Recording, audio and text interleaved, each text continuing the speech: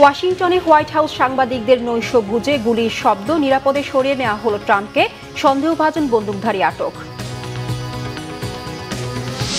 কাল যশোর যাচ্ছেন প্রধানমন্ত্রী, নেতাকর্মীদের মধ্যে উৎসবের আমেজ। উদ্বোধন করবেন মেডিকেল কলেজ হাসপাতালের ভবন নির্মাণ সহ কয়েকটি প্রকল্প।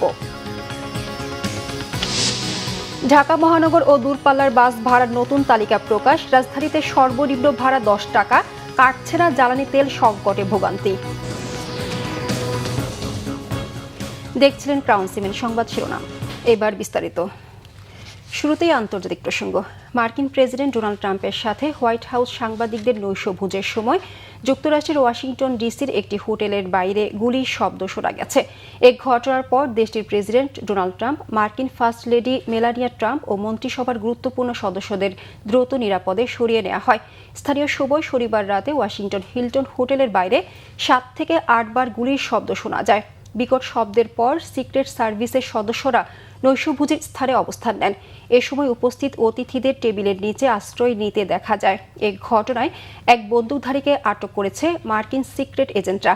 সামাজিক মাধ্যম ট্রুথ সোশ্যালের এক পোস্টে এ তথ্য জানিয়েছেন খোদ ডোনাল্ড ট্রাম্প। ফার্স্ট লেডি ও মন্ত্রিসভার সদস্যরা সবাই নিরাপদ আছেন বলেও নিশ্চিত করেছেন। আকস্মিক এই হামলার ঘটনায় মার্কিন সিক্রেট সার্ভিস এবং স্থানীয় আইন প্রয়োগকারী সংস্থার সাহসিকতার প্রশংসা করেছেন ট্রাম্প। কাল যশোর যাচ্ছেন প্রধানমন্ত্রী তারেক রহমান। তাকে স্বাগত জানাতে চলছে প্রস্তুতি।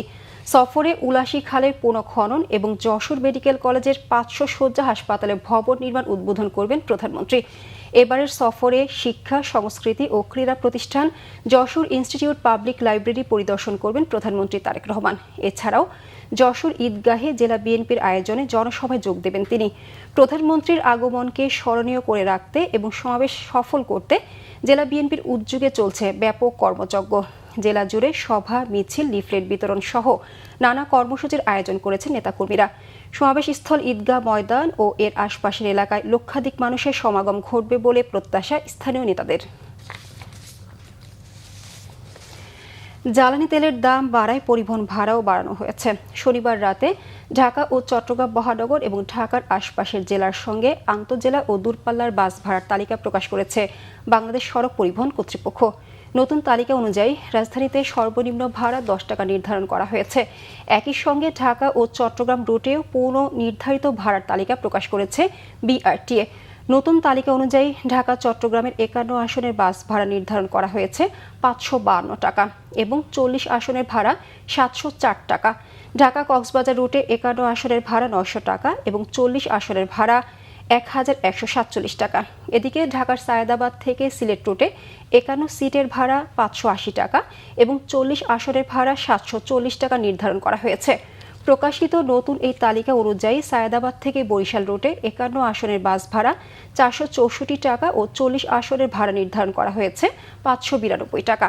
আর খুলনা রুটের 51 আসনের ভাড়া নির্ধারণ করা হয়েছে 541 টাকা এবং 40 আসনের 690 টাকা।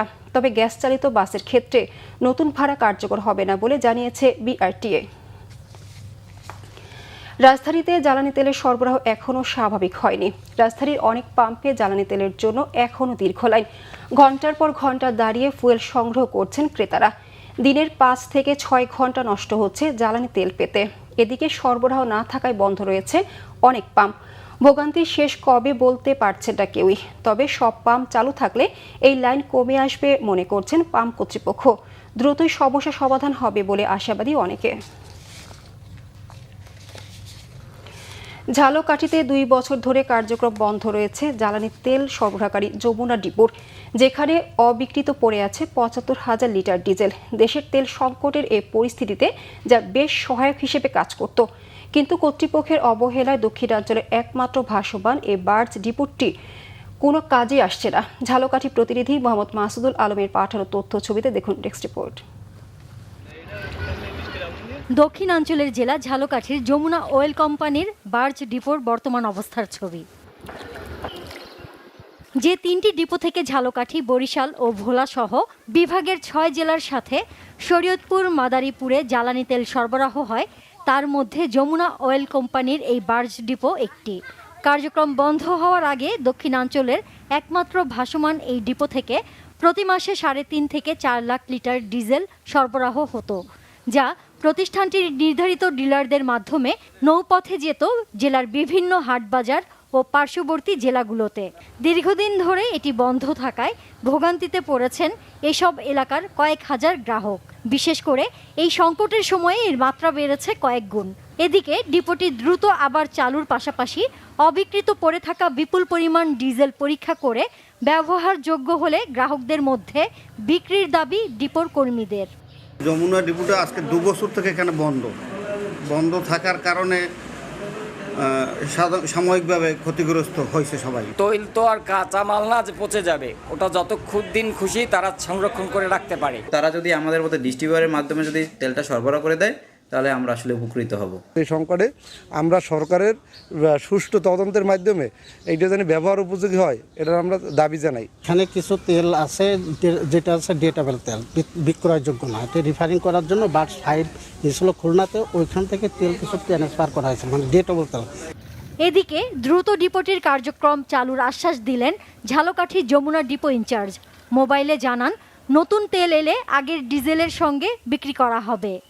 আমার এখানে তো বন্ধ আজকে 2 বছর। সংকট তো অবশ্যই না, এটা মানে গভর্নমেন্ট রেশনিং করে দিচ্ছে, রেশনিং মতো চলতেছে আর 6টা হেজে মিলা মানে 75,000 তেল আছে। এইটা তো ডেড স্টক, এখন তো এটা সেলেবল না, মানে এইটার সাথে যখন নতুন তেল আসবে তখন সেল হবে ওইটাতে। ডিপোর কার্যক্রম আগামী মাস থেকেই চালুর আশাবাদ অতিরিক্ত জেলা ম্যাজিস্ট্রেটের। আমাদের ট্যাঙ্কারে যখন তেল চলে আসে সেটা রাখার জন্য তো আমাদের স্থান দরকার। এই বার্সটা যদি আমাদের ফুললি ফাংশনাল হয় তাহলে আমাদের জন্য সেটা শুরু হবে, মানে আরও সুবিধা হবে। আমরা আশা করছি যে আগামী মাস নাগাদ এটার কার্যক্রম শুরু করতে পারবো। শিগগিরই এর কার্যক্রম দেখার অপেক্ষায় সংশ্লিষ্টরা। Bangla vision news desk. জ্বালানি তেল সংকটময় সময়েও উত্তরাঞ্চলে কৃষকের মুখে স্বস্তির হাসি। জলবায়ুর নেতিবাচক প্রভাব থাকলেও বৃষ্টি হয়েছে আশাতীত, তাপমাত্রাও রয়েছে সহনীয় পর্যায়ে। বিস্তৃত বোরো জমি সেজেছে গাঢ় সবুজ রঙে। শুধু সেচের সাশ্রয় হয়েছে প্রায় 573 কোটি টাকা। সব ঠিক থাকলে রংপুর কৃষি অঞ্চলে 10,400 কোটি টাকার চাল উৎপাদনের আশা কৃষি বিভাগের। রংপুর থেকে শাহনেওয়াজ জনির ক্যামেরায় জুয়েল আহমেদের রিপোর্ট। দৃষ্টিসীমা ছাড়িয়ে যতদূর চোখ যায় শুধু সবুজ কার্পেটের হাতছানি। বাতাসে দোল খাওয়া বোরোর জমি জুড়িয়ে দেয় মন। জ্বালানি তেলের চরম সংকটের সময়েও প্রকৃতির সহায়তা কৃষকদের মুখে এনেছে স্বস্তি। অনুকূল তাপমাত্রা ও ভারী বৃষ্টিপাতে বোরো চারা হয়েছে পুষ্ট, খরচও হয়েছে কম। সেচের ব্যবস্থাটা পানি কম লাগতেছে, আবার মনে করেন যে বিঘে প্রতি 1500 টাকা হলে হয়, এখন গতবার 2,500 টাকা লাগতো। এই কেন কম লাগলো কেন? এবার একটু বৃষ্টি ভালো, গতবারের থেকে এবার একটু ভালো আছে। গতবার কিসে না বাড়তেছে, খরচ কমতেছে অনেক, পানির সমস্যা নাই, কোনোটার সমস্যা নাই। গতবার 10টা সেচ লাগছে, এবার 6টা লাগবে। আবহাওয়া অধিদপ্তর বলছে জলবায়ু পরিবর্তনের প্রভাব থাকলেও এবছর বৃষ্টি হয়েছে সহনীয় মাত্রায়। গেল বছরের মার্চে 1 ফোঁটা না হলেও এবছর হয়েছে 250 মিলিমিটার বৃষ্টি। আর এতেই কৃষকের সেচ সাশ্রয় হয়েছে প্রায় 573 কোটি টাকা। স্বাভাবিক যে বৃষ্টিপাতটা তার থেকে এবছর বেশি বৃষ্টিপাত হয়েছে, এবং যেহেতু এটা পোস্ট মনসুন মাস, সে সময় আপনার স্বাভাবিক বৃষ্টিপাত থাকে, যে কারণে এই সময়টাতে আকাশে মেঘ, রোদ, বৃষ্টি 3টা থাকার সম্ভাবনাটাই সবচেয়ে বেশি। সবকিছু ঠিক থাকলে উত্তরের বোরো এবার অতীতের উৎপাদন রেকর্ড ভাঙবে। এতে দেশের খাদ্য নিরাপত্তা আরও শক্তিশালী হবে দাবি কৃষি বিভাগের। মাঝে মধ্যেই আমরা বৃষ্টি পাচ্ছি এবং আমাদের এখন পর্যন্ত কৃষকের, আমি যদি মনে করি যে হয়তো বা ইতোমধ্যেই তার 4-5টি সেচ কম লেগেছে, অর্থাৎ সেচ খরচ তার বেঁচে গিয়েছে। আর যে মুহূর্তে ডিজেল নিয়ে অনেক ধরনের কথা চলছে, সেই মুহূর্তে এ ধরনের বৃষ্টিপাতকে আমি সৃষ্টিকর্তার পক্ষ থেকে অবশ্যই আশীর্বাদ মনে করি। কৃষি অঞ্চলের 5 জেলায় যে 5,10,000 হেক্টরে বোরো চাষ হয়েছে তার উৎপাদন ধরা হয়েছে 23,09,000 টন চাল। টাকার অঙ্কে গড় মূল্য প্রায় 10,400 কোটি টাকা। জুয়েল আহমেদ, বাংলা ভিশন, রংপুর। রাজধানী সহ সারা দেশে হামে আক্রান্ত রোগীর সংখ্যা বেড়েই চলছে। স্বাস্থ্য অধিদপ্তর বলছে, গত 24 ঘন্টায় হাম ও উপসর্গ নিয়ে 11 শিশুর মৃত্যু হয়েছে। দেশের 64 জেলার মধ্যে 58 জেলায় ছড়িয়ে পড়েছে হামের সংক্রমণ। এই রোগ দেশজুড়ে বিস্তৃত হওয়ায় মৃত্যু সংখ্যাও বাড়ছে। বিশাল সংখ্যক শিশুর আক্রান্ত, টিকার অভাবে রোগ প্রতিরোধে ঘাটতি এবং হামে মৃত্যু ঘটনায় সম্প্রতি বিশ্ব স্বাস্থ্য সংস্থা বাংলাদেশকে উচ্চ ঝুঁকিপূর্ণ বলে মূল্যায়ন করেছে। প্রতিদিন শত শত শিশু নতুন করে আক্রান্ত হচ্ছে। জ্বর, কাশি, পাতলা পায়খানা, নিউমোনিয়া ও শরীরে লালচে দাগ সহ হামের নানা উপসর্গ নিয়ে শিশুরা ভর্তি হচ্ছে রাজধানীর হাসপাতালগুলোতে। শিশু হাসপাতাল, মুগদা কিংবা সংক্রামক ব্যাধি হাসপাতালের চাহিদা অনুযায়ী বেড না পেয়ে স্বজনরা ছুটছেন মহাখালী ডিএনসিসি হাব ডেডিকেটেড হাসপাতালে। এই হাসপাতালে এখন 450-রও বেশি হাবে আক্রান্ত শিশু চিকিৎসা দিচ্ছে। এই ছিল এখনকার মতো। পরের সংবাদ সকাল 11টায়। এছাড়া বাংলাভিশন সংবাদ ও সংবাদ সংশ্লিষ্ট অনুষ্ঠান দেখতে ভিজিট করুন www.bbnews24.com ও facebook.com/banglavision news এবং সাবস্ক্রাইব করুন youtube.com/banglavision news। ধন্যবাদ সবাইকে।